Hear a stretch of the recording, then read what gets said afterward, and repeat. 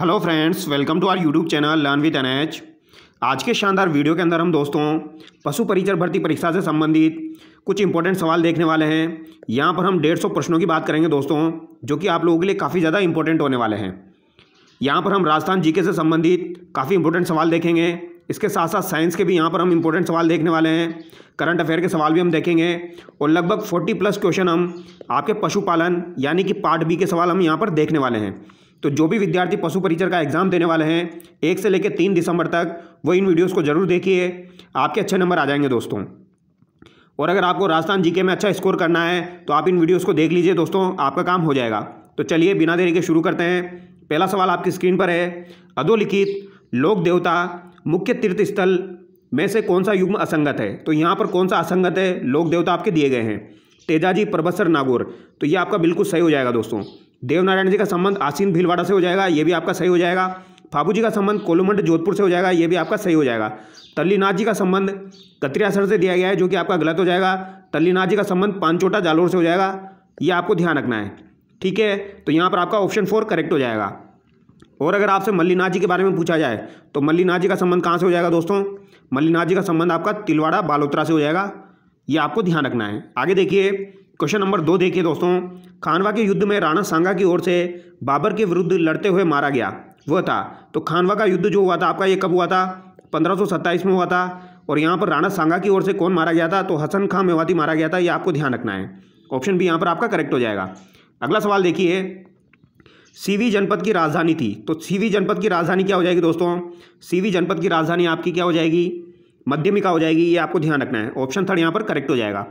प्रसिद्ध चारण कवि दुर्साहाड़ा की बनवाई हुई स्वयं की भव्य पीतल की मूर्ति किस प्राचीन स्थान पर स्थित है। तो दुर्साहाड़ा की बनवाई हुई स्वयं की भव्य पीतल की मूर्ति किस प्राचीन स्थान पर स्थित है, इंपॉर्टेंट सवाल है, पूछा जा सकता है। ये आपकी कहाँ पर हो जाएगी, अचलगढ़ में हो जाएगी। ऑप्शन 3 यहाँ पर आपका करेक्ट हो जाएगा। अचलेश्वर महादेव मंदिर के सामने प्रसिद्ध चारण कवि दुर्साहाड़ा की बनवाई हुई स्वयं की भव्य पीतल की मूर्ति स्थित है। आगे देखिए, प्रसिद्ध चीनी यात्री हेनसांग ने किस पुरातात्विक स्थल का भ्रमण किया। तो हेनसांग के द्वारा दोस्तों एक तो आपका भीनमाल का भ्रमण किया गया था, और इसके साथ साथ भीनमाल के साथ में दोस्तों बेराट का भी भ्रमण किया गया था। ऑप्शन 3 यहाँ पर आपका करेक्ट हो जाएगा। आगे देखिए, इसका एक्सप्लेनेशन मैं आपको बता देता हूँ। चीनी यात्री हेनसांग ने भीनमाल के अलावा बेराट नामक स्थान का भी अवलोकन किया। कालीबंगा सभ्यता के लोग किस लिपि का प्रयोग करते थे। तो कालीबंगा सभ्यता के लोग किस लिपि का प्रयोग करते थे, तो ये आपके दोस्तों खरोष्टी, पाली, सेंधव, प्राकृत। तो ये सेंधव का प्रयोग करते थे, ये आपको ध्यान रखना है। और ये आपकी दाएं से बाएं लिखी जाती है, तो ये बात इंपॉर्टेंट है, ये आपकी दाएं से बाएं लिखी जाती है। इस लिपि को अभी तक पढ़ा नहीं जा सका है। आगे देखिए, गोसुंडी अभिलेख किस भाषा में लिखे गए थे। तो गोसुंडी अभिलेख आपका किस भाषा में लिखा गया है, तो ये आपका संस्कृत भाषा में लिखा गया है। ऑप्शन 2 यहाँ पर आपका करेक्ट हो जाएगा। और ये कहाँ से प्राप्त हुआ था, आपका चित्तौड़गढ़ से प्राप्त हुआ था। इस लेख में प्रयुक्त भाषा संस्कृत और लिपि क्या हो जाएगी, आपकी ब्राह्मी लिपि हो जाएगी। अगर आपसे लिपि पूछी जाए तो ब्राह्मी लिपि हो जाएगी। आगे देखिए, महाराणा प्रताप के दरबारी विद्वान जिसने मुहूर्तमाला ग्रंथ की रचना की वो था। तो मुहूर्तमाला ग्रंथ की रचना किसके द्वारा की गई थी, चक्रपाणि मिश्र के द्वारा की गई थी। ये किसके दरबार में था, महाराणा प्रताप के दरबार में था। तो चक्रपाणि मिश्र के द्वारा विश्व वल्लभ, मुहूर्तमाला, राज्याभिषेक पद्धति, व्यवहारवादी लिखी गई है, ये आपको ध्यान रखना है। और अगर आपसे पूछा जाए राजवल्लभ किसके द्वारा लिखी गई है दोस्तों, तो राजवल्लभ आपकी मंडन के द्वारा लिखी गई है, ठीक है। विश्व वल्लभ जो है ये तो आपकी चक्रपाणि मिश्र के द्वारा लिखी गई है, राजवल्लभ आपकी मंडन के द्वारा लिखी गई है। आगे देखिए, कुंवर चूंडा मेवाड़ को छोड़कर किस स्थान पर पलायन कर गए। तो कुंवर चूंडा जो थे ये मेवाड़ को छोड़कर किस स्थान पर पलायन कर गए थे, उज्जैन, मांडू, चंपानेर, कालपी। तो ये मांडू पलायन कर गए थे। ऑप्शन 2 आपका करेक्ट हो जाएगा। आगे देखिए दोस्तों, मेवाड़, मारवाड़ व जयपुर राज्य का त्रिपक्षीय संघर्ष मेवाड़ के किस महाराणा के शासनकाल में प्रारंभ हुआ। तो मेवाड़, मारवाड़ और जयपुर राज्य का त्रिपक्षीय संघर्ष स्टार्ट हुआ था दोस्तों, तो ये किस महाराणा के शासनकाल में शुरू हुआ था। तो ये महाराणा भीम सिंह के शासनकाल में शुरू हुआ था, या ये बात आपको ध्यान रखनी है, ठीक है। तो महाराणा भीम सिंह के शासनकाल में ये शुरू हुआ था। और यहाँ पर एक संधि हुई थी, फिर उसके बाद मेवाड़ राज्य पर ब्रिटिश सरकार का आधिपत्य हो गया था। आगे देखिए, राजस्थान की किस रियासत के शासकों को हिंदुआ सूरज कहा जाता है। तो हिंदुआ सूरज किन शासकों को कहा जाता है, तो मेवाड़ के शासकों को हिंदुआ सूरज के नाम से जाना जाता है। आगे देखिए, 34वीं शताब्दी ईसा पूर्व के यूनानी लेखकों ने सिकंदर के समय किस जनपद का उल्लेख किया। तो किस जनपद का उल्लेख सिकंदर के समय हुआ है दोस्तों, चौथी शताब्दी ईसा पूर्व के यूनानी लेखकों ने किया है। तो ये आपके सूरसेन जनपद का उल्लेख किया है, ये बात आपको ध्यान रखनी है। आगे देखिए, वीर विनोद की रचना किसने की? तो वीर विनोद की रचना किसके द्वारा की गई है? श्यामल दास के द्वारा की गई है। इंपॉर्टेंट है, ये आपको ध्यान रखना है। और अगर आपसे पूछा जाए दोस्तों राज विनोद की रचना किसके द्वारा की गई है, तो ये आपकी सदाशिव भट्ट के द्वारा की गई है। राज विनोद की रचना सदाशिव भट्ट के द्वारा की गई है, ये आपको ध्यान रखना है। आगे देखिए, सर्वप्रथम किस धातु का प्रयोग किया गया? तो सर्वप्रथम किस धातु का प्रयोग किया गया था? तो तांबा का प्रयोग किया गया था। ऑप्शन थर्ड करेक्ट हो जाएगा। आगे देखिए, जीज मोहम्मद शाही व जयसिंह कारिका नामक ज्योतिष ग्रंथों की रचना की। तो जीज मोहम्मद शाही और जयसिंह कारिका नामक ज्योतिष ग्रंथों की रचना किसके द्वारा की गई थी? सवाई जयसिंह के द्वारा की गई थी। सवाई जयसिंह के द्वारा ही दोस्तों जयपुर की स्थापना की गई थी। आपकी इंपॉर्टेंट बात है, ध्यान रखनी है। आगे देखिए, रायसिंह ने रायसिंह प्रशस्ति को कहाँ खुदवाया? तो रायसिंह के द्वारा रायसिंह प्रशस्ति को कहाँ खुदवाया गया? तो ये आपका जूनागढ़ दुर्ग पर। ऑप्शन 1 यहाँ पर आपका करेक्ट हो जाएगा। जूनागढ़ दुर्ग में ही रायसिंह ने रायसिंह प्रशस्ति को खुदवाया, जिसमें रायसिंह के मुगल राजपूत संबंधों का विवेचन है। आगे देखिए, अलाउद्दीन खिलजी ने रणथंभौर के किस शासक को परास्त कर रणथंभौर दुर्ग पर विजय पताका फहराई? तो अलाउद्दीन खिलजी ने 1301 में किसे परास्त किया था दोस्तों? हमीरदेव चौहान को। ऑप्शन 2 यहाँ पर आपका करेक्ट हो जाएगा। आगे देखिए दोस्तों, क्वेश्चन नंबर 18 देखिए, पिछोला झील के किनारे कौन सा संग्रहालय स्थित है? तो पिछोला झील के किनारे आपका कौन सा संग्रहालय स्थित है? इंपॉर्टेंट सवाल है। यहाँ पर आपका जनजाति संग्रहालय स्थित है। ऑप्शन 1 करेक्ट हो जाएगा। इसके अलावा दोस्तों बागोर संग्रहालय जो है वो भी आपका यहाँ पर स्थित है, ये भी आपको ध्यान रखना है। बागोर संग्रहालय जो है वो भी आपका यहाँ पर स्थित है। तो जनजाति संग्रहालय और बागोर संग्रहालय। वायसराय लॉर्ड लैम्सडाउन द्वारा 1870 ईस्वी में इस संग्रहालय का उद्घाटन किया गया था, लॉर्ड लैम्सडाउन द्वारा। आगे देखिए, किस किले के मुख्य दरवाजे पर अंग्रेज अधिकारी मोग मेंशन का सिर लटका दिया गया था? तो मोग मेंशन का सिर कहाँ पर लटकाया गया था दोस्तों? तो आवा के किले पर लटकाया गया था। ऑप्शन 2 यहाँ पर आपका करेक्ट हो जाएगा। मोग मेंशन आपको ध्यान रखना है, इंपॉर्टेंट है, पूछा जा सकता है। ठीक है, अगर आपसे पूछा जाए भिथोड़ा का युद्ध कब हुआ था? तो आपका 8 सितंबर 1857 को भिथोड़ा का युद्ध हुआ था। और चेलावास का युद्ध आपका 18 सितंबर 1857 को हुआ था। ठीक है, यह आपको ध्यान रखना है। और चेलावास के युद्ध में ही आपका मोग मेंशन मारा गया था। यह आपका मारवाड़ का पीए हो जाएगा दोस्तों। क्रांतिकारियों ने उसका सिर धड़ से अलग कर आवा में घुमाया और बाद में किले के दरवाजे पर टांग दिया। आगे देखिए, निम्नलिखित में से कौन सा युग्म सही सुमेलित नहीं है? यहाँ पर कौन सा सही सुमेलित नहीं है? प्रजामंडल दिए गए हैं और उनके संस्थापक दिए गए हैं। प्रजामंडल से एक सवाल तो आपका आएगा ही आएगा दोस्तों। जैसलमेर के मिठालाल व्यास हो जाएंगे आपके, बिल्कुल सही है। अलवर के लादूराम व्यास, ये गलत हो जाएगा दोस्तों। सिरोही के गोकुल भाई भट्ट हो जाएंगे। करौली के आपके त्रिलोकचंद माथुर हो जाएंगे। अलवर के आपके कौन हो जाएंगे दोस्तों? अलवर की प्रजामंडल की स्थापना 1938 में हरिलाल शर्मा और कुंज बिहारी मोदी के द्वारा की गई थी। ऑप्शन 2 यहाँ पर आपका करेक्ट हो जाएगा। तो हरिलाल शर्मा और कुंज बिहारी मोदी आपको ध्यान रखना है। आगे देखिए, सर्वप्रथम किसने 1939 ईस्वी में राजस्थान की रियासतों के समूहीकरण व एकीकरण के प्रश्न को उठाया? तो सबसे पहले राजस्थान के एकीकरण के प्रश्न को किसने उठाया था दोस्तों? तो लॉर्ड लिनलिथगो के द्वारा उठाया गया था। ऑप्शन 3 यहाँ पर आपका करेक्ट हो जाएगा। और ये इंपॉर्टेंट सवाल है, ध्यान रखना है दोस्तों, ये आपका क्लास 10th की बुक में दिया गया है। आगे देखिए, स्वतंत्रता पूर्व राजस्थान का निम्नलिखित में से कौन सा समाचार पत्र आर्य समाजी विचारधारा का संवर्धक नहीं था? तो आर्य समाजी विचारधारा का संवर्धक नहीं था, ये कल भी मैंने आपको बताया, राजपूताना गजट हो जाएगा दोस्तों। मौलवी मुराद अली के द्वारा ये अजमेर से प्रकाशित होता था 1882 में, यह आपको ध्यान रखना है। आगे देखिए, निम्न में से कौन सी कालबेलिया नृत्य की प्रसिद्ध नृत्यांगना है? तो कालबेलिया नृत्य की प्रसिद्ध नृत्यांगना आपकी कौन हो जाएगी? तो गुलाब हो जाएगी। ऑप्शन 4 यहाँ पर आपका करेक्ट हो जाएगा। ठीक है, और मांड गायिका के लिए आपकी अल्लाह जिलाबाई फेमस है दोस्तों, ये भी आपको ध्यान रखना है। गौरीबाई भी फेमस है। कालबेलिया नृत्य की प्रसिद्ध नृत्यांगना गुलाबों का जन्म कोटड़ा में हुआ। इन्हें राजस्थान के कालबेलिया समाज की प्रथम अध्यक्ष बनाया गया।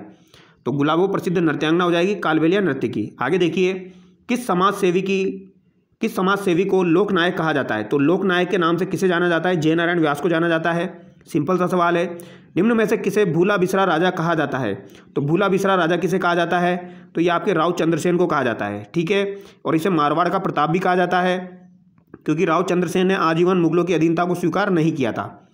आगे देखिए, नवलखा किला कहाँ स्थित है, जिसका निर्माण कभी पूर्ण नहीं हुआ, अतः यह किला आज भी अपूर्ण है? तो दोस्तों यहाँ पर नवलखा किले की बात हो रही है। तो पहली बात तो आपको ये ध्यान रखनी है, ये कहाँ किसकी बात हो रही है? किले की बात हो रही है। तो ये नवलखा किला आपका झालावाड़ में स्थित है। ठीक है, तो नवलखा किला राज्य के झालावाड़ जिले में स्थित है। इस किले का निर्माण आज भी पूर्ण नहीं हुआ है, यह किला आज भी अपूर्ण है, ये बात आपको ध्यान रखनी है। ठीक है, जबकि नौलखा दरवाजा आपका कहाँ पर है? वो आपका रणथंभौर दुर्ग में है। ठीक है, नौलखा दरवाजा रणथंभौर दुर्ग में है। नवलखा बुर्ज अगर आपसे पूछी जाए तो वो कहाँ पर हो जाएगी, वो आपकी चित्तौड़गढ़ में हो जाएगी। आगे देखिए, किस झील के किनारे विजय राजराजेश्वर मंदिर स्थित है? तो विजय राजराजेश्वर मंदिर आपका किस झील के किनारे स्थित है? अभी आपका इंपॉर्टेंट सवाल है दोस्तों, ये आपको ध्यान रखना है। विजय राजराजेश्वर मंदिर आपका किस झील के किनारे स्थित है? तो ये आपका गैप सागर झील के किनारे स्थित है दोस्तों। ऑप्शन 1 यहाँ पर आपका करेक्ट हो जाएगा। गैप सागर झील आपकी कहाँ पर स्थित है? तो डूंगरपुर में स्थित है। तो इस मंदिर का निर्माण डूंगरपुर की रानी उम्मेद कंवर, जो कि उदय सिंह की रानी ने करवाया था, ये आपको ध्यान रखना है। ठीक है, तो विजय राजराजेश्वर मंदिर आपका गैप सागर झील के किनारे स्थित है। आगे देखिए, उदयपुर में स्थित वह हवेली जिसमें विश्व की सबसे बड़ी पगड़ी रखी हुई है, तो ये कौन सी हवेली हो जाएगी? आपकी बागोर की हवेली हो जाएगी। ठीक है, राव रणमल द्वारा निर्मित कोडमदेश्वर की बावड़ी स्थित है। तो राव रणमल द्वारा निर्मित कोडमदेश्वर की बावड़ी आपकी कहाँ पर स्थित है? इंपॉर्टेंट सवाल है दोस्तों, ये एग्जाम में पूछा जा चुका है। कोडमदेश्वर की बावड़ी आपकी कहाँ पर स्थित है? तो ये आपकी बीकानेर जिले में स्थित है, ये आपको ध्यान रखना है। ऑप्शन 3 यहाँ पर आपका करेक्ट हो जाएगा। राव रणमल द्वारा निर्मित कोडमदेश्वर की बावड़ी आपकी कहाँ पर हो जाएगी? बीकानेर में हो जाएगी। आगे देखिए दोस्तों, क्वेश्चन नंबर देखिए आप 30। यह बावड़ी बीकानेर में स्थित है। इस बावड़ी को पश्चिमी राजपूताने की प्राचीनतम बावड़ी माना जाता है। ठीक है, तो ये कोडमदेश्वर की बावड़ी आपको ध्यान रखनी है, रणमल ने बनवाई थी। कहाँ पर है? बीकानेर में। सुपासना चरित्रम क्या है? तो सुपासना चरित्रम जो है दोस्तों, ये आपका चित्रित ग्रंथ है। ऑप्शन 2 यहाँ पर आपका करेक्ट हो जाएगा। और इसका संबंध किससे हो जाएगा? मेवाड़ से हो जाएगा। इसके चित्रकार हीरानंद हो जाएंगे। ठीक है, मेवाड़ के प्राचीन चित्रित ग्रंथों में से एक है। और मेवाड़ का सबसे प्राचीन आपसे पूछा जाए तो श्रावक प्रतिक्रमण सूत्र चूनी है, वो भी आपको ध्यान रखना है। आगे देखिए, मूमल किस शैली का प्रमुख चित्र है जो वहाँ के राज प्रसादों की प्रमुख शोभा है? तो मूमल आपका कहाँ का हो जाएगा? जैसलमेरी शैली का हो जाएगा। मूमल जो है ये लोधरवा की राजकुमारी थी, यह आपको ध्यान रखना है। आगे देखिए, किसका लेखक वीरभाण था? तो वीरभाण किसका लेखक हो जाएगा? तो राजरूपक का लेखक हो जाएगा। ऑप्शन 4 यहाँ पर आपका करेक्ट हो जाएगा। वीरभाण द्वारा डिंगल शैली में लिखित इस ग्रंथ में जोधपुर नरेश अभय सिंह व गुजरात के सूबेदार शेर विलत खां का ओजस्वी वर्णन है। आगे देखिए, किस संप्रदाय की नागा और निहंग नामक 2 शाखाएं राजस्थान में मिलती है? तो नागा और निहंग नामक 2 शाखाएं राजस्थान में मिलती है, तो ये आपकी कौन सी हो जाएगी? दादूपंथी हो जाएगी। ऑप्शन 3 यहाँ पर आपका करेक्ट हो जाएगा।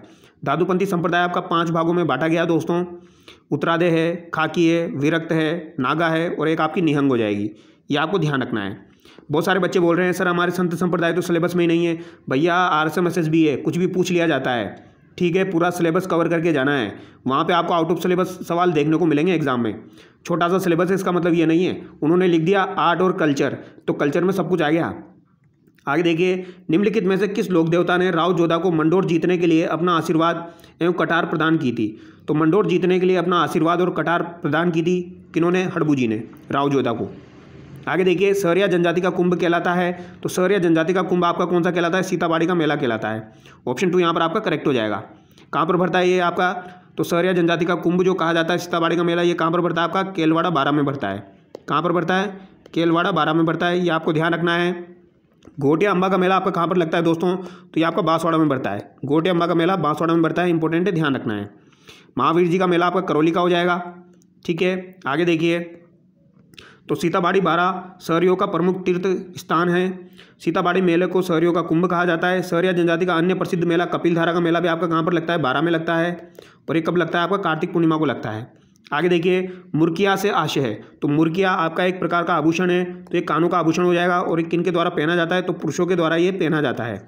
और इसके अलावा एक आपको ध्यान रखना है दोस्तों, छेलकड़ी। छेलकड़ी जो है ये भी पुरुषों के द्वारा पहना जाता है। आगे देखिए, बरी पडला कहलाता है। तो बरी पडला आपका क्या कहलाता है?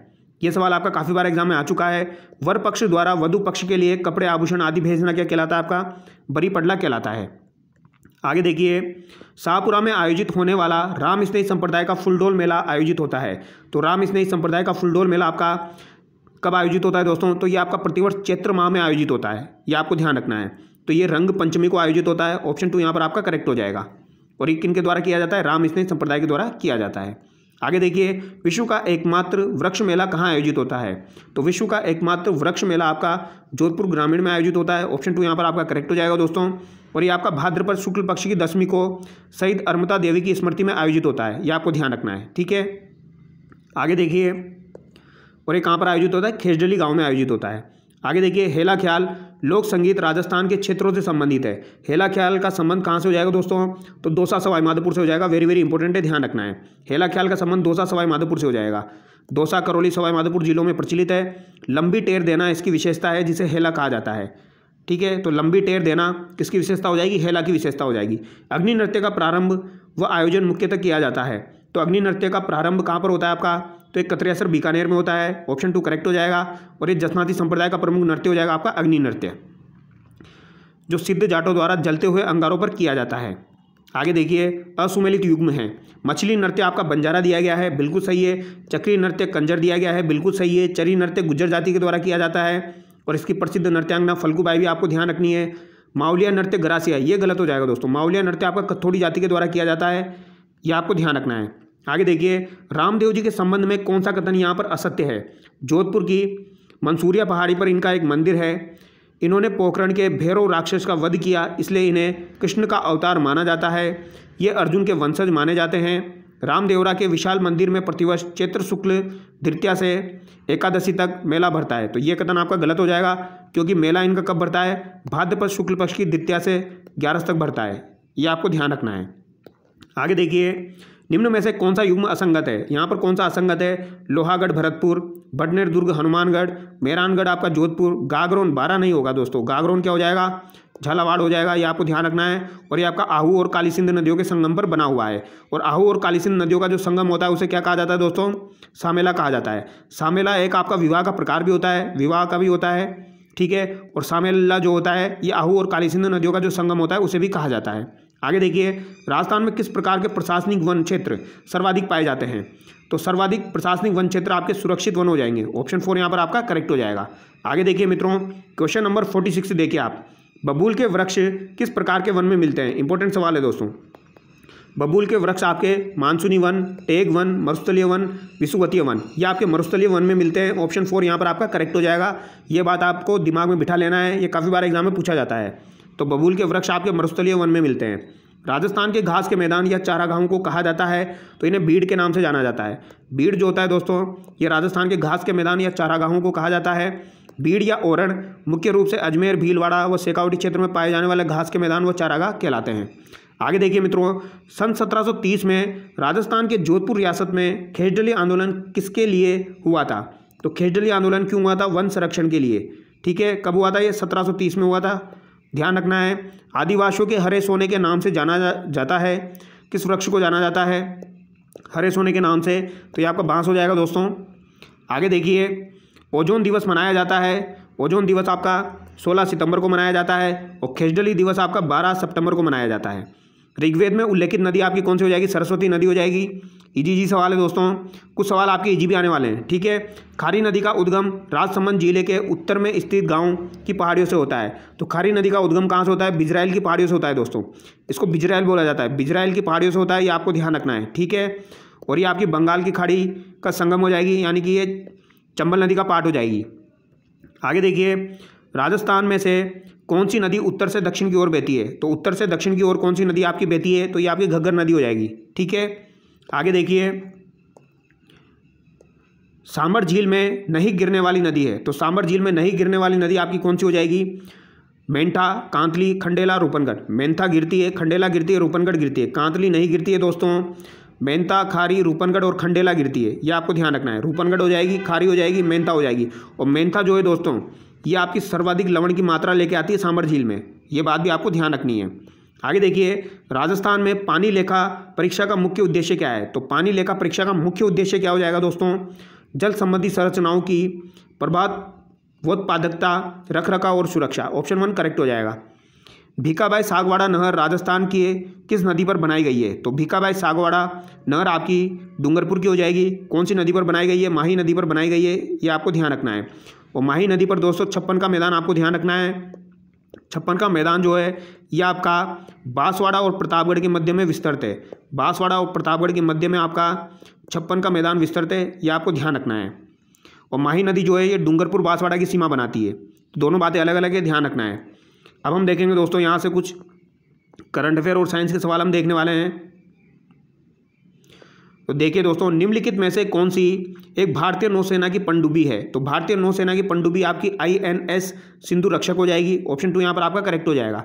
आगे देखिए मित्रों, क्वेश्चन नंबर देखिए आप 75, दूरबीन का आविष्कार किया था? तो दूरबीन का आविष्कार गैलीलियो ने किया था। दूरबीन का आविष्कार 1609 ईस्वी में इटली के वैज्ञानिक गैलीलियो ने किया था। जो चीज़ें आपके सिलेबस में नहीं है उनको मैं ऑलरेडी फटाफट करवा देता हूं दोस्तों।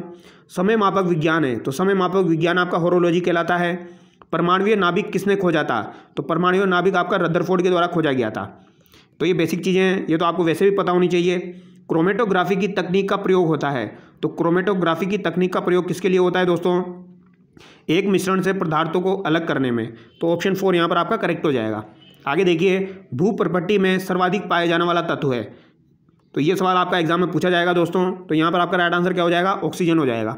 सबसे अधिक क्रियाशील धातु कौन सी है? यहाँ से भी एक सवाल आपके एग्जाम में जरूर पूछा जाएगा। तो सर्वाधिक क्रियाशील धातु सोडियम, आयरन, कैल्शियम, पोटेशियम। तो पोटेशियम हो जाएगी दोस्तों। पोटेशियम के बाद में आपकी सोडियम हो जाएगी। आगे देखिए, किस धातु से बनाई मिश्र धातु को हवाई जहाज तथा रेल के डिब्बे में पुर्जों के काम में लिया जाता है? तो एल्यूमिनियम। ऑप्शन 3 यहाँ पर आपका करेक्ट हो जाएगा। ठीक है, क्योंकि एल्यूमिनियम में आपका जंग नहीं लगता है, इस वजह से इसे एरोप्लेन वगैरह में यूज़ में लिया जाता है। आगे देखिए, क्वेश्चन नंबर दोस्तों 82 देखिए आप, निम्नलिखित में से किसमें कार्बन नहीं है? तो किसमें यहाँ पर कार्बन नहीं है मित्रों? कार्बन यहाँ पर किसमें नहीं है? हीरा, कोयला, ग्रेफाइट, उपरोक्त में से कोई नहीं।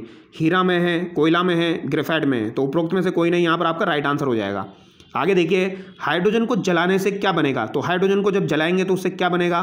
तो इससे पानी बनेगा दोस्तों, क्योंकि हाइड्रोजन जो है वो ऑक्सीजन की उपस्थिति में जलेगा। तो ऑक्सीजन की उपस्थिति में जलेगा तो वो क्या बनाएगा? जल बनाएगा। ये आपको ध्यान रखना है, बिना हवा के उपस्थिति में ये जल ही नहीं पाएगा। आगे देखिए, यदि हम पारितंत्र से अपघटकों को हटा दें तो पारितंत्र के कार्य भयंकर रूप से प्रभावित होते हैं, क्योंकि खनिजों का प्रवाह रुक जाएगा। ऑप्शन 1 यहाँ पर आपका करेक्ट हो जाएगा।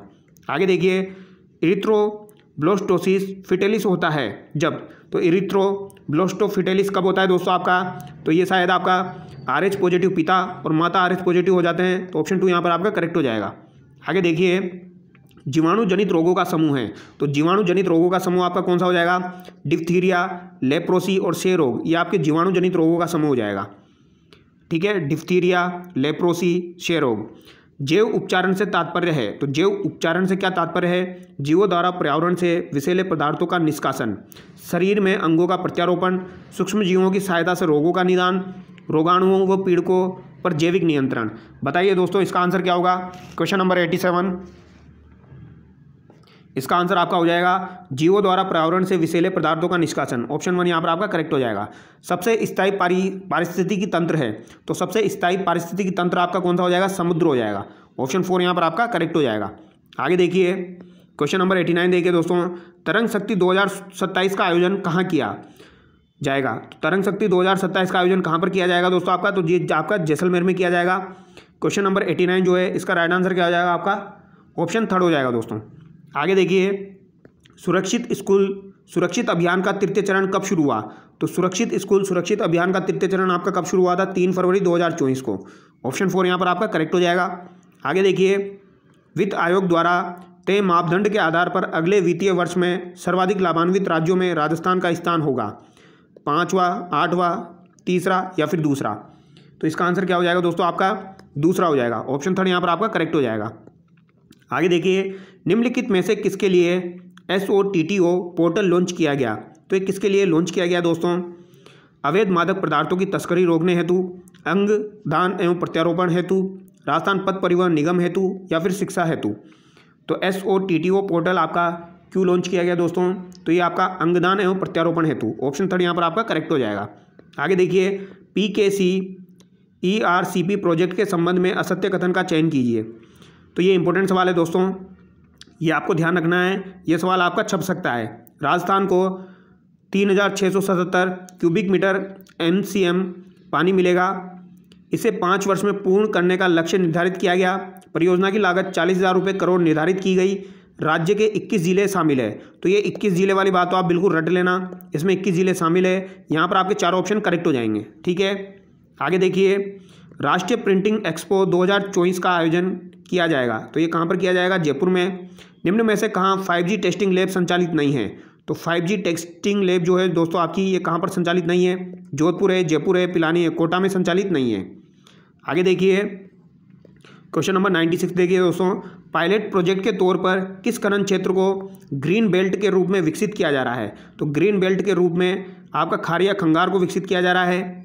हरित राजस्थान योजना आरंभ की गई थी, तो हरित राजस्थान योजना आपकी कब आरंभ की गई थी? 2009-10 में आरंभ की गई थी। इंपॉर्टेंट सवाल है, काफ़ी बार आता रहता है दोस्तों, फिर भी बच्चे गलत कर देते हैं। आगे देखिए कांग्रेस घास क्या है? तो कांग्रेस घास क्या होती है? एक खरपतवार होती है। अमेरिका से आयातित इस घास से जयपुर जिला सर्वाधिक प्रभावित है। इस घास को चर्म रोग एवं अस्थमा का वाहक माना जाता है। आगे देखिए राजस्थान के किस जिले में राष्ट्रीय पक्षी अभ्यारण्य है? तो राष्ट्रीय पक्षी अभ्यारण्य तो कहाँ पर हो जाएगा? केवलादेव भरतपुर में हो जाएगा। किस वर्ष में रणथंभौर को राष्ट्रीय उद्यान घोषित किया गया? तो रणथंभौर को राष्ट्रीय उद्यान कब घोषित किया गया था? 1980 में। ठीक है, ध्यान रखना है। आगे देखिए राजस्थान में मानसून का जुआ किसे कहा जाता है? तो एक कृषि को कहा जाता है। राजस्थान के प्रथम मुख्यमंत्री आपके कौन हो जाएंगे? तो प्रथम मुख्यमंत्री राजस्थान के आपके कौन थे? तो ये आपके हीरालाल शास्त्री थे। ठीक है, अब देखिए दोस्तों निम्न में से कौन सी खरीफ की फसलें हैं? तो खरीफ की फसलें आपकी कौन सी हो जाएगी? चावल, गेहूं, चना, बाजरा। चावल आपकी खरीफ की फसल में आता है, बाजरा आपकी खरीफ की फसल में आता है। तो यहाँ पर आपका राइट आंसर ए और सी हो जाएगा। आगे देखिए मित्रों क्वेश्चन नंबर 104 देखिए, बजेड़ा किसे कहते हैं? तो बजेड़ा किसे कहते हैं? पान का जो खेत होता है इसे बजेड़ा कहते हैं दोस्तों। महाधिवक्ता को उसके पद से कौन हटा सकता है? तो राज्यपाल के द्वारा महाधिवक्ता को हटाया जा सकता है दोस्तों। ऑप्शन 2 यहाँ पर आपका करेक्ट हो जाएगा। आगे देखिए राष्ट्रीय डेयरी अनुसंधान संस्थान NDRI को डीम्ड विश्वविद्यालय की मान्यता कब मिली? तो ये कब मिली थी? 1923, 1955, 1989 या फिर 1947? तो ये आपके 1923 में मिली थी दोस्तों। ऑप्शन 1 यहाँ पर आपका करेक्ट हो जाएगा। विदेशी गाय का वैज्ञानिक नाम है, तो विदेशी गाय का वैज्ञानिक नाम क्या हो जाएगा दोस्तों? इंपॉर्टेंट सवाल है, पूछा जा सकता है। तो ये आपका बोस टार्टस हो जाएगा। ऑप्शन 2 यहाँ पर आपका करेक्ट हो जाएगा, क्योंकि ये आपका विदेशी गाय का पूछा गया है। और अगर आपसे देसी गाय का पूछा जाए तो बोस इंडिकस हो जाएगा। आगे देखिए वर्ष 2021-22 में भारत का दुग्ध उत्पादन कितना था? तो 2021-22 के हिसाब से अगर देखा जाए दोस्तों, तो 2021-22 के हिसाब से यहाँ पर पूछा गया है। तो ये आपका कितना था? 221 मिलियन टन था। ऑप्शन 4 यहाँ पर आपका करेक्ट हो जाएगा। अभी आपका वर्तमान का ध्यान रखना है दोस्तों। आगे देखिए गाय को रखने के स्थान को क्या कहते हैं? अब यहाँ से आपका पशुपालन शुरू हो चुका है। गाय को रखने के स्थान को क्या कहते हैं दोस्तों? पेन, बायर, स्टेबल, उपरोक्त में से कोई नहीं। तो बताइए इसका आंसर क्या होगा दोस्तों? क्वेश्चन नंबर 109 का आंसर क्या होगा? गाय को रखने के स्थान को क्या कहते हैं? बताइए दोस्तों, पशुपालन शुरू हो चुका है आपका। क्वेश्चन नंबर 109 का आंसर क्या हो जाएगा आपका? पेन, स्टेबल, बायर, उपरोक्त में से कोई नहीं। तो बायर यहाँ पर आपका राइट आंसर हो जाएगा। गाय को रखने का जो स्थान होता है उसे बायर कहते हैं। भैंस का कीचड़ में नहाने की क्रिया क्या कहलाती है? तो भैंस का जो कीचड़ में नहाती है दोस्तों वो क्रिया आपकी क्या कहलाती है? यह आपकी बेलोविंग कहलाती है। ऑप्शन 3 यहाँ पर आपका करेक्ट हो जाएगा। आगे देखिए कृत्रिम गर्भाधान के संबंध में सही कथन है। तो कृत्रिम गर्भाधान यानी AI के संबंध में आपका कौन सा कथन सही है? तो पशु का मध्यकाल में होना आवश्यक है। बिल्कुल सही बात है, पशुओं का मध्यकाल में होना आवश्यक है। ऑप्शन 1 यहाँ पर आपका करेक्ट हो जाएगा। आगे देखिए कुछ सवाल तो आपके ऐसे भी आएंगे जो आप कॉमन सेंस लगा के कर सकते हैं दोस्तों। बकरी की किस नस्ल के नर में दाढ़ी पाई जाती है? तो बकरी की ऐसी कौन सी नस्ल है, कौन सी नर की नस्ल है जिसमें दाढ़ी पाई जाती है दोस्तों? तो ये आपकी बिट्टल हो जाएगी। ऑप्शन 3 यहाँ पर आपका करेक्ट हो जाएगा। यह बकरी की दिकाजी नस्ल है जो मांस व दूध उत्पादन के लिए पालते हैं। इसका जन्म स्थान पंजाब का गुरदासपुरा जिला है। रावी नदी क्षेत्र में इसके उत्तम पशु पाए जाते हैं। साथ ही यह नस्ल अमृतसर, पटियाला, कोटला, पाकिस्तान के कुछ भाग में पाई जाती है। तो ये आपको ध्यान रखना है बिट्टल। निम्न में से बधियाकरण की सर्वोत्तम व सर्वाधिक उपयोगी विधि है। तो सर्वोत्तम व सर्वाधिक उपयोगी विधि बधियाकरण की कौन सी हो जाएगी आपकी? तो ये बडियो कास्ट्रेटर विधि हो जाएगी दोस्तों। ऑप्शन 3 यहाँ पर आपका करेक्ट हो जाएगा। प्रजनन की किस विधि में अधिकतम शुद्धता वाली संतान प्राप्त होती है? तो अधिकतम शुद्धता वाली संतान आपकी कौन से प्रजनन में प्राप्त होती है? संकरण, भिन्न संकरण, अंत प्रजनन, बही प्रजनन। तो इस संकरण में प्राप्त होती है दोस्तों। आगे देखिए दूध के प्रोटीन में कैसीन की कितनी मात्रा होती है? तो दूध के प्रोटीन में कैसीन की कितनी मात्रा होती है? तो कितनी होती है दोस्तों? 80% होती है। ऑप्शन 2 यहाँ पर आपका करेक्ट हो जाएगा। तो दूध के प्रोटीन में कैसीन की मात्रा कितनी होती है? तो ये आपकी 80% होती है। तो क्वेश्चन नंबर 115 जो है दोस्तों इसका आंसर क्या हो जाएगा आपका? 80% हो जाएगा। भेड़ में यौनावस्था कब प्रारंभ होती है? तो भेड़ में यौनावस्था आपकी कब प्रारंभ होती है? तो ये आपकी 4 से 12 माह में प्रारंभ होती है। यानी कि यहाँ पर आपका 12 माह करेक्ट हो जाएगा। निम्न में से कौन सी भारतीय मूल की नस्ल नहीं है? तो भारतीय मूल की यहाँ पर कौन सी नस्ल नहीं है? असील है, चटगांव है, कड़कनाथ है। रोड आइलैंड रेड नहीं है दोस्तों, ऑप्शन 4 यहाँ पर आपका करेक्ट हो जाएगा। ठीक है, शरीर में ऊर्जा का मुख्य स्रोत होता है, तो सिंपल सा सवाल है, ऊर्जा का मुख्य स्रोत आपका क्या हो जाएगा, कार्बोहाइड्रेट हो जाएगा। ऊन की मुख्य प्रोटीन है, तो ऊन की मुख्य प्रोटीन क्या होती है, मायोसिन, एल्ब्यूमिन, कैसीन या केरेटिन, तो ये केरेटिन होती है दोस्तों, ऑप्शन 3 यहाँ पर आपका करेक्ट हो जाएगा। क्या होती है, केरेटिन होती है। आगे देखिए, बरसिम की पाचनशीलता है, तो बरसिम की पाचनशीलता कितनी होती है दोस्तों, क्वेश्चन नंबर 120 का आंसर बताइए। बरसिम की पाचनशीलता है, तो बरसिम की पाचनशीलता कितनी हो जाएगी, ये आपकी 70% हो जाएगी दोस्तों, ऑप्शन 4 करेक्ट हो जाएगा। ब्लाइंड स्टेगर नामक कायिकीय विकार का कारण है, तो ब्लाइंड स्टेगर नामक कायिकीय विकार का कारण आपका क्या हो जाएगा, ऑप्शन 3 करेक्ट हो जाएगा यहाँ पर, एसी की अधिकता। आगे देखिए, निश्चेतक का कार्य है, तो निश्चेतक का कार्य क्या हो जाएगा, चेतनाहरण, ऑप्शन 3 यहाँ पर आपका करेक्ट हो जाएगा। अनियमित परिधि रफ व चमड़ी के कुछ भाग का लुप्त होने से बनने वाला घाव है, तो ये आपका कौन सा घाव हो जाएगा, छेदित घाव, विषाक्त घाव या विद्रीर्ण घाव, तो ये आपका विद्रीर्ण घाव हो जाएगा दोस्तों, ऑप्शन 3 यहाँ पर आपका करेक्ट हो जाएगा। आगे देखिए, शरीर के किसी जोड़ संधि पर अधिक तनाव से उत्पन्न चोट क्या कहलाती है आपकी, तो सिंपल सा है, मोच कहलाती है। आगे देखिए, कुत्तों में इंट्रावेनस इंजेक्शन लगाने का मूल स्थान होता है, तो इंट्रावेनस इंजेक्शन लगाने का कुत्तों में मूल स्थान कौन सा होता है, तो ये विंग वेन होता है दोस्तों, ऑप्शन 3 यहाँ पर आपका करेक्ट हो जाएगा, या फिर ऑप्शन 4 होगा दोस्तों। 125 में आपका राइट आंसर क्या होगा, कुत्तों में इंट्रावेनस इंजेक्शन लगाने का मूल स्थान होता है jugular vein, anterior vena cava, wing when या सेफेनस वेन, बताइए दोस्तों इसका आंसर क्या होगा क्वेश्चन नंबर 125 का, तो इसका राइट आंसर जो होगा दोस्तों वो सेफेनस वेन होगा। ठीक है, इसको करेक्ट कर लेना आप, सेफेनस वेन होगा, मैंने अभी 3 बता दिया था, 4 होगा इसका आंसर, सेफेनस वेन। मुर्रा भैंस का प्रजनन केंद्र स्थित है, तो मुर्रा भैंस का प्रजनन केंद्र आपका कहाँ पर स्थित है, यह आपका कुम्हेर में स्थित है दोस्तों, ऑप्शन 4 करेक्ट हो जाएगा। मुर्रा भैंस दुग्ध उत्पादन की सर्वोत्तम नस्ल है, इसके सींग सर्पिलाकार जलेबी नुमा होते हैं, तो मुर्रा के जो सींग होते हैं वो जलेबी नुमा होते हैं, इसे खुंडी दिल्ली वाली भैंस उपनाम से भी जाना जाता है।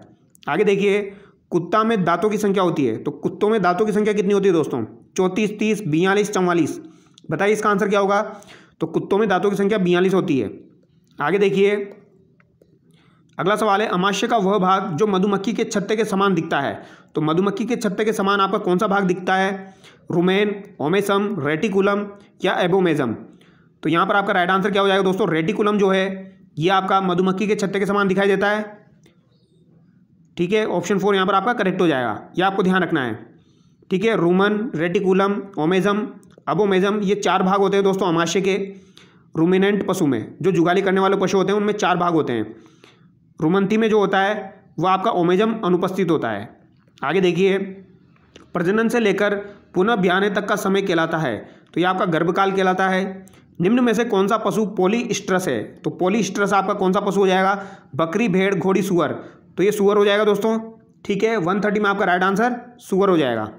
आगे देखिए, कील दांत पाए जाते हैं, तो कील दांत आपके किस में पाए जाते हैं, तो ये भी आपके सुअर में पाए जाते हैं दोस्तों, किस में पाए जाते हैं, कील दांत आपके सुअर में पाए जाते हैं। ठीक है, आगे देखिए, पशु के निचले जबड़े में कृंतक दांतों की संख्या होती है, तो कृंतक दांतों की संख्या आपकी पशु के निचले जबड़े में कितनी होती है, तो यहाँ पर निचले की पूछी गई है दोस्तों, तो ये कितनी हो जाएगी, 4 हो जाएगी। अगर दोनों पूछी जाए ऊपरी और नीचे की तो 8 हो जाएगी।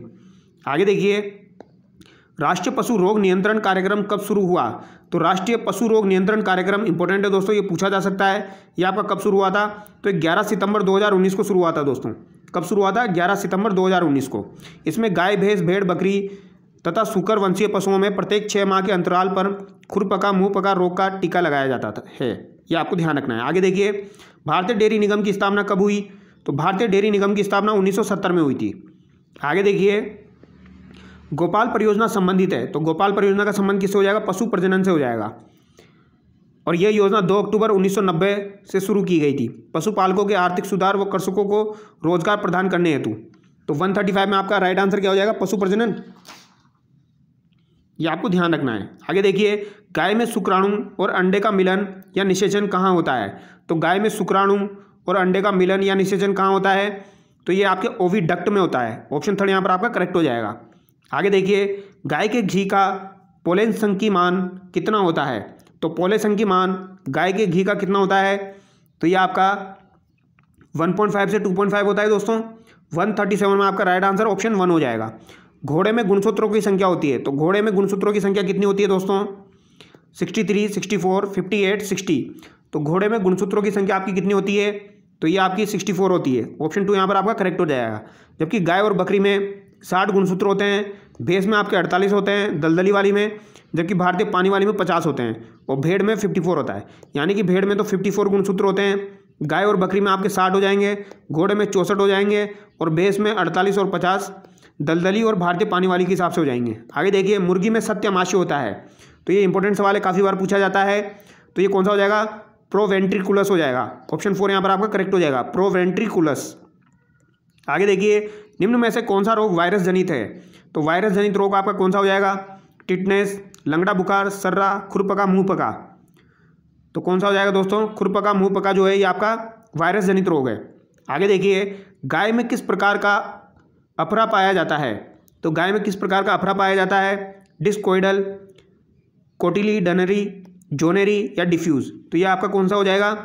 कोटिलीडनरी हो जाएगा दोस्तों। ऑप्शन 2 करेक्ट हो जाएगा।